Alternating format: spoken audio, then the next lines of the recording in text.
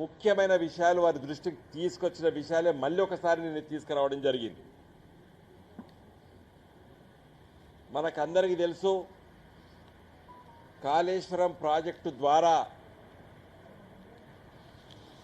తెలంగాణ రాష్ట్రం వచ్చిన వెంటనే తెలంగాణ ఉద్యమ నేత, తెలంగాణ రాష్ట్ర తొలి ముఖ్యమంత్రి కల్వకుంట్ల చంద్రశేఖరరావు గారు తెలంగాణలో జీవనదులు కాకపోయినప్పటికీ కూడా ఒక బ్రహ్మాండమైనటువంటి నదులు ఉత్తర తెలంగాణలో గోదావరి నది, దక్షిణ తెలంగాణ లోపట కృష్ణా నది రెండు ప్రవహిస్తాయి.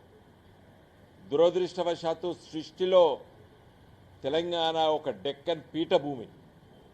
ఈ రెండు నదులు ప్రవహిస్తున్న సందర్భంలో పుష్కలమైనటువంటి నీటి సంపదను ఉన్నప్పటికీ బంగాళాఖాతం పాలవుతున్నాయి. కాబట్టి తెలంగాణ రైతాంగానికి, తెలంగాణ సమస్యలు పరిష్కరించడానికి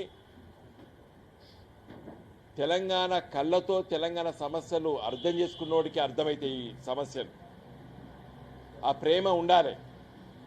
తెలంగాణ ప్రాంతం పట్ల, తెలంగాణ ప్రజల పట్ల, తెలంగాణ సమస్యల పట్ల ప్రేమ ఉన్నోనికి అర్థమవుతుంది.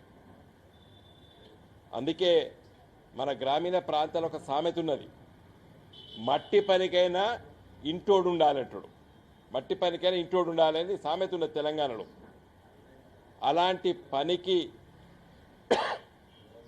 కార్యరూపం దలిచి కేసీఆర్ గారు ముఖ్యమంత్రి అయిన తొలి రోజుల్లో నేను కరీంనగర్ ఎంపీగా ఆ రోజులలో నా తోటి పార్లమెంట్ సభ్యుల ద్వారా కేంద్ర ప్రభుత్వం దగ్గర అనుమతులు సాధించి గోదావరి నది పైన మరి 3 బ్యారేజీలు నిర్మించి నీటిని ఎత్తిపోతల పథకం ద్వారా మరి అలా యావత్తు తెలంగాణ, ఉత్తర తెలంగాణ జిల్లాలకి నీళ్ళిచ్చి రైతుల్ని సన్నద్ధం చేసి వరి ధాన్యాన్ని మరి